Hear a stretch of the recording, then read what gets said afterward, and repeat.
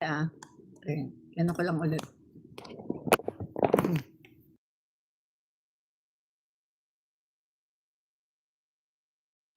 Palagay ko nagluloko na to.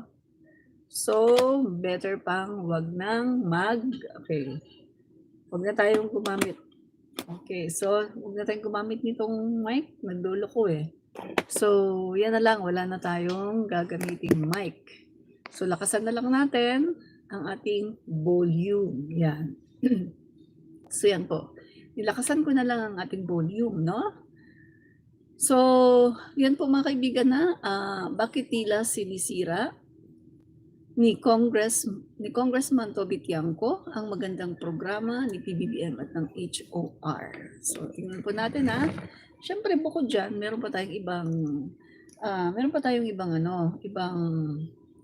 mga topic, pero yan po ang ating main topic, no? So, mga kaibigan, kamusta po kayo? So, makinig po kayo dito sa ating live, no? Admin Rich, mga kaibigan. At meron din po tayong TikTok, no? Admin Rich din po. At saka meron din po tayo sa Facebook, Admin Rich, no? Type nyo lang Admin Rich. Walang, walang space, no?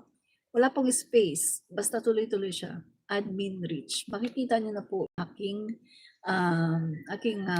Facebook page at saka aking TikTok. At saka, syempre, dito po, no? Meron din po tayo sa Instagram, mga kaibigan, pero hindi ko pa masyadong na-asikaso yung Instagram, eh, no? Hindi ako nakakapag-post. Talagang hindi ko siya na-asikaso. So, konting-konti pa lang yung aking na-post doon at yung aking follower kasi hindi ko siya na-asikaso pa, no? So, mga kaibigan, ito na. Dito na po tayo sa ating topic. Pero bago po ang lahat, mga kaibigan, please double tap to like. Double tap to like, mga kaibigan, no? Yan po, no? Paki-double tap lang po, mga kaibigan, para kayo ay makapag-like sa ating live na yon.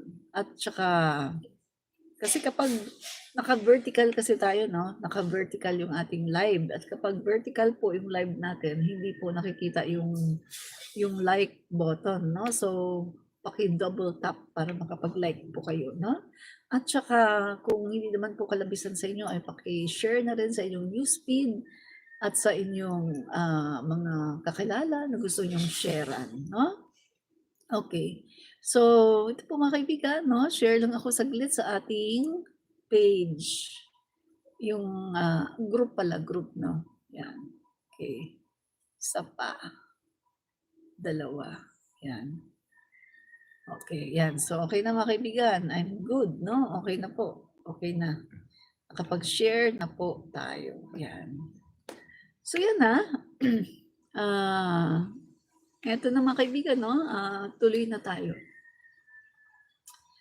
Okay. Ito pong si Representative Toby Tiongco ay bakit gano'n, no? Nagtataka po ang mga kababayan natin na bakit tila sinisiraan niya ang magandang programa ng ating Pangulo at ng House of the Representative. Na kung titingnan natin mga kababayan, ito pong si Toby Tiongco ay dapat hindi niya ginagawa yun dahil siya ay nasa administrasyon. At kung naalala niyo, siya rin po ang sandali inom na muna ako, sandali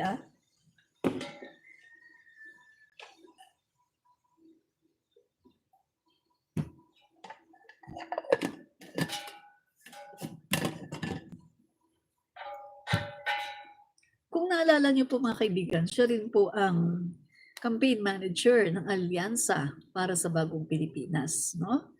So, ibig sabihin mga kaibigan, si Toby Tiongco ay kaalyado, no? Kaalyado po ng administrasyon. Pero nagtataka po tayo, bakit tila sinisiraan niya itong administrasyon? So, konting recap lang tayo sa kahapon, no, yung ating napag-usapan. Merong mga nagsasabi na ito nga daw si Toby Tiongco ay isa talagang DDS, no? Isa talagang Duterte supporter, no? May mga nagsasabi, hindi natin alam how true, kung gaano katotoo yan, pero ini-involve nga po siya, no, mga kaibigan, na di umano itong si Toby Tionco ay isang DDS or isang Duterte supporter, no? So, sandali, recall lang natin saglit ha, yung ating na-vlog kahapon tungkol dyan, no? Na etong si Toby Tionco, no? So, eto pa, eto yan. Si Toby Tionco, mga kaibigan, siya yung naging campaign manager ng Alyansa para sa Bagong Pilipinas, senatorial slate. Pero sa halip na manalo, laman sila ng listahan ng mga natalo, lalo na sa Mindanao, na tuluyang isinuko ng mga kandidato ng Duterte. Yan, hindi na nga nanalo, ngayon ay gusto pang idamay ang institusyon sa drama ng pagkatalo.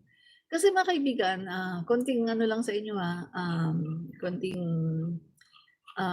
info lang. Si Toby Tionco, during the time na nangangampanya ang Alyansa para sa Bagong Pilipinas, kami po kasi yung mga pinapadala ng mga vlogger, kami po mga vlogger na sumusuporta sa administrasyon, yung pinapadala po ng Presidential Communications. Nagtatanong kami at nagtataka kung bakit tila hindi yata pinupuntahan ng alyansa ang Mindanao. Ang natatandaan ko lang na pinuntahan ng alyansa noon pumunta ang alyansa sa Mindanao, kaunti lang at isa po nga dyan yung sa Davao del Norte. Pagkatapos wala na. So sabi namin, bakit ganun? Bakit, di ba, yun yung weakest point, no? Ng Marcos administration. So dapat puntahan natin doon kasi marami doon na hindi pa nakakakilala sa mga bagong senatorial slate ng ating Pangulo. Katulad na lang si Secretary Ben-Hur Abalos na first time na tatakbo sa national election. So hindi pa talaga siya masyadong kilala nung mga taga Mindanao. Kasi dito siya Kung dito sa NCR, walang problema. Kaso sa Mindanao, hindi pa talaga siya masyadong kilala. So kailangan po talaga, kami mga vlogger, nakikita namin kailangan talaga na puntahan yung Mindanao. Pero nagtataka po kami dahil bakit hindi na. Parang isinuko na, wag na daw pumunta sa Mindanao kasi wala na daw laban doon ang senatorial candidate ni PBBM, which is para sa akin hindi naman totoo. Hindi yan totoo, mga kaibigan. Kasi ako mismo taga Mindanao ako, mga kaibigan, taga Mindanao ako.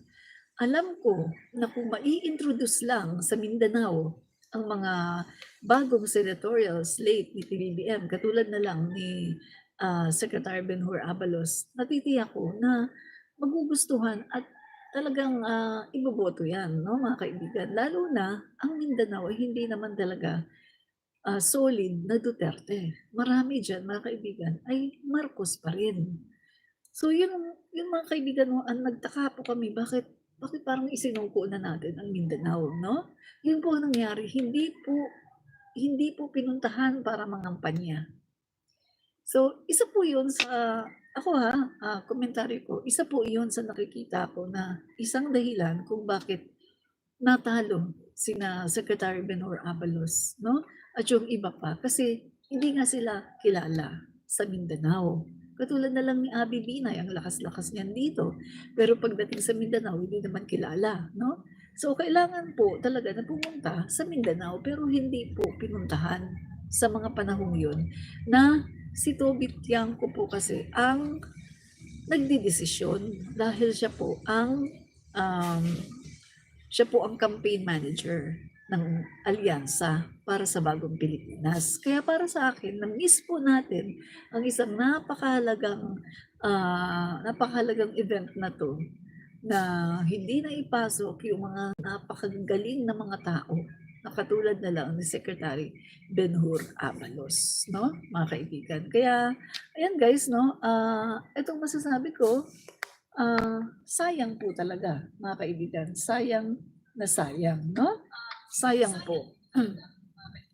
So, eto, diretso na po tayo, mga kaibigan, sa ating pong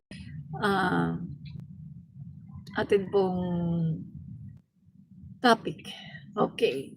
Matatandaan niyo po, mga kaibigan, no? Matatandaan niyo, mga kaibigan, itong flood, no? Yung 500 million pesos, mga kaibigan, na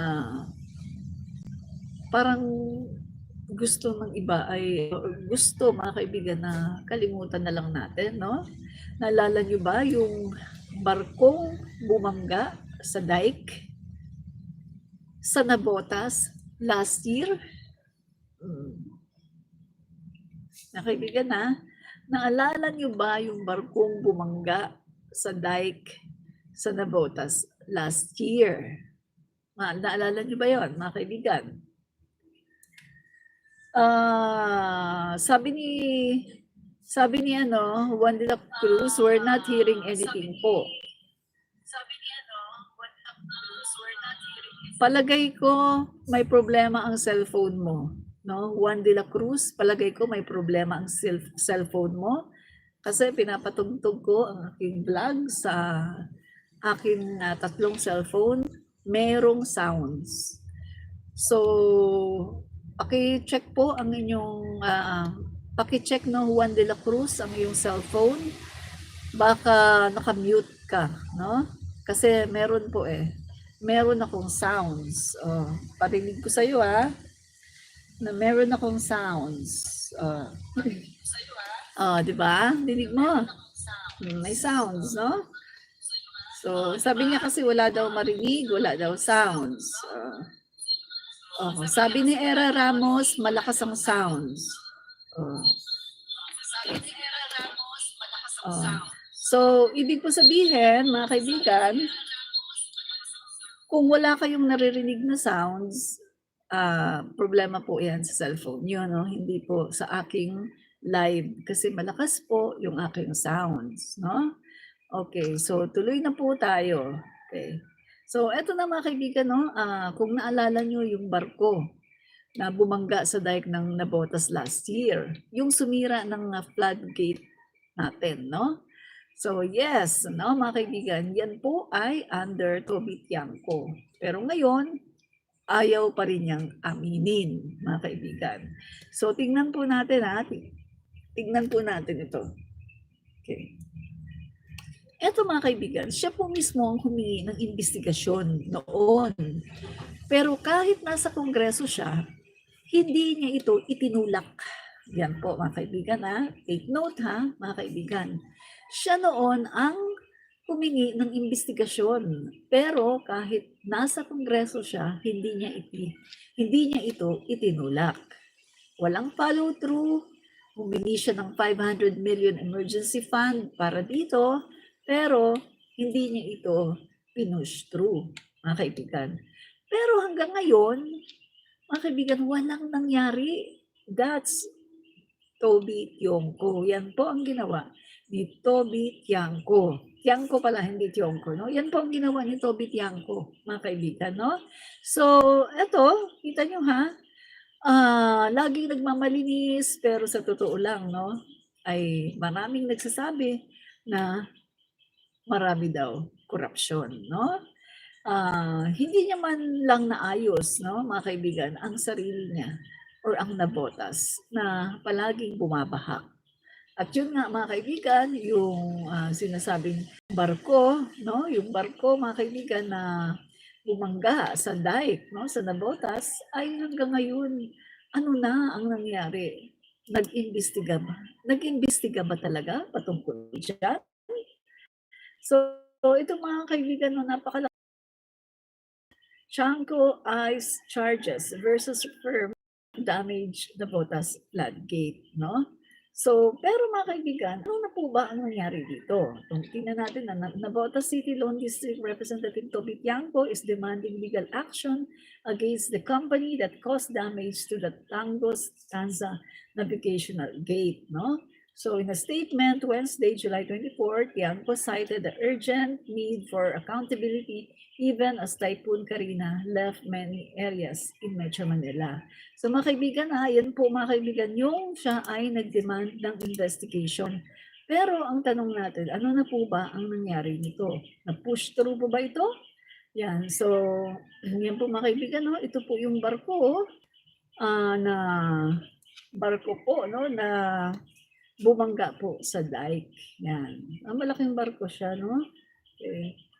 Malaking barko pala siya, mga kaibigan, no? Yung bumangga sa dike. So ano na yung nangyari dito? Bakit tila wala yatang update tungkol dito, no? So, meron pong mga aligasyon ng korupsyon against Representative Toby Tiangco. So, tingnan po natin, ano-ano ba itong aligasyon ng korupsyon na ito, no? Kay Toby Tiangco. Okay, so tingnan po natin, ito po ay sinulat ng Politico. Sabi po dito, Toby Tiangco shoots down corruption raps filed against him. Yan. So Toby Tiangco has detailed responses to a person who dared to file charges against him before the office of the Ombudsman. The Navotas mayor had a thorough clapback against certain quarters who wanted him charged of graft, alleging that he has been toying with city funds and even called him out for not showing up to work physically at the city hall since the lockdowns started, no? So mga kaibigan, sabi pa dito, habang abala po tayo sa paghahanda ng mass vaccination laban sa COVID-19, may naghain ng affidavit sa ombudsman tungkol umano sa katiwalian na ginawa ko. Yan po sabi ni Toby Tiangco, ha. Ayoko sanang bigyan pa ito ng panahon, ngunit nadadamay ang ating pamahalaang lungsod, kaya minabuti ko na po itong sagutin. Yan, Politico said. In a detailed explanation, Tiangco countered the corruption's allegations by saying that the Commission on Audit flagged any issues about the City Hall's finances for the past 5 years. He went on to discuss Navota's strategy in battling the pandemic as well as its plans for vaccines. Sabi pa niya, ito pong nagreklamo laban sa akin, malinaw naman po ang binabalak. He added, ang nasa likod nito ay matagal niyong hindi nararamdaman, pero sa mga darating na panahon ay magpaparamdam dahil gusto muli tumakbo. Lahat na lang ng ginagawa ko, lahat mali, ni isang walang tama.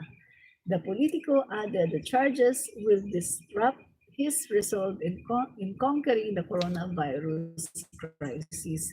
So, noon pa pala mga kaibigan, 5 years ago, ay meron na palang aligasyon ng korupsyon patungkol dito kay Toby Tiangco, no? Yan, 5 years ago, meron na palang aligasyon na ng korupsyon laban sa kanya, no, mga kaibigan. Yan po yung sabi ng Politico. And then, mga kaibigan, no, meron pang complaint na, mga kaibigan, a complaint versus Toby that includes allegations of graft, misconduct, and unjust enforcement of ordinances with excessive fines during lockdown. O kita mo mga kaibigan, yung bang tipong ang galing-galing mong magbato ng putik sa iyong kapwa. Pero ikaw naman pala ay may tinatago kang skeleton in the closet, di ba? Yan yung sinasabi ko mga kaibigan na ginagawa ng mga Duterte, ni Sara Duterte, na bato siya ng bato ng putik, no? Sa ating Pangulo at kay SMR. Pero, mga kaibigan, marami naman siyang tinatago na kabulukan, no? So, ayan po mga kaibigan, no? So, itong si Toby Tiangco ay marami din po mga aligasyon, no? Ng graft, misconduct, and unjust enforcement of ordinances, no? Ayan po mga kaibigan, at excessive fines. So, tingnan natin sabi po sa Manila Bulletin, na 2021 po ito ng January na publish, ex-barangay chair files RAPS versus Navotas Mayor Toby Tiangco for failure to report to work at City Hall. Yeah, Navotas City Mayor Tobias Reynald Toby Tiangco is facing a complaint before the Office of the Ombudsman due to his reported failure to physically report to work, which resulted in unreasonable ordinances being imposed in the city. Yan. So, meron din siyang former barangay chairman Lito Bautista filed a complaint for graft, breach of conduct and violation of local government code, accusing Tiangco of not reporting to Navotas City Hall since the community quarantines were first implemented on March 12, 2020. No? So, he how can he responsibly perform his duties if he has not reported to work since then, no? So yan po yung complaint sa kanya, mga kaibigan. So, ibig sabihin, may mga complaint sa kanya na may mga aligasyon sa kanya ng graft at kung ano-ano pa.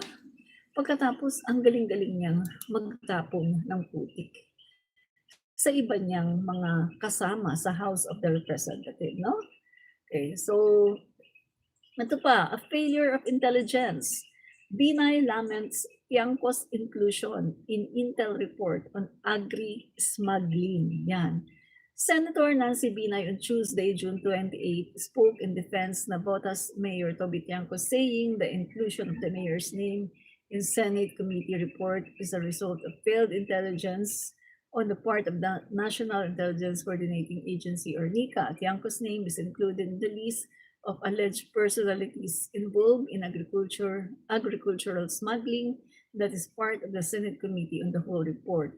So mga kaibigan, naakusahan pa rin pala siya no, ng agricultural smuggling, no? So ano na kaya ang nangyari sa mga ito, no? So Tiangco accused of black propaganda. So ito naman mga kaibigan, no? Noong May 7, 2022, Tiangco accused of black propaganda. Sabi dito, Manila, Philippines, a congressional candidate Botas accused his rival, outgoing Mayor Toby Tiangco, of orchestrating black propaganda against him. Oh? So, kung totoo man ito, ibig sabihin ay ito pala ang kanyang gawain, ang magbato ng black propaganda. Kung sakaling totoo itong aligasyon laban sa kanya, mga kaibigan, no? So, ito sabi dito, in a Facebook live video on Thursday night, Lutgardo Gardi Cruz alleged that Tiangco has a sinister plan that includes a fabricated story implicating him in vote buying. They would make it appear that they raided a house that kept election inks and sample ballots which would be used to shade Maislat Cruz, a former city councilor and vice mayor, said. So, ano na bang nangyari sa mga aligasyon na to, mga kaibigan, no? So, kung titingnan natin, mga kaibigan, ito yung sinasabi ko talaga na bago ka magbato ng putik sa kapwa mo, tingin-tingin mo muna sa salamin at tingnan muna kung ano ang ginawa mo in the past, no? Kung ikaw ba ay malinis, baka naman mamaya nagbato ka ng putik sa kapwa mo, bumalik sa'yo ay hindi lang putik, kundi kanal. Kanal ang sumabog sa'yo at imbornal, no? So, kaya dapat maghunos dili, no, ang mga government officials bago magbato ng putik, tingnan muna kung sila ba ay malinis. Diba? Yan. So, ito po mga kaibigan, yung July 24, 2024, napakalaking perwisyo. Tiangco eyes charges versus firm that damage na Botas floodgate. So ito yung kanina yung sinabi ko, no, na siya ay kakasuhan daw, no? Kakasuhan daw yung kumpanya na naging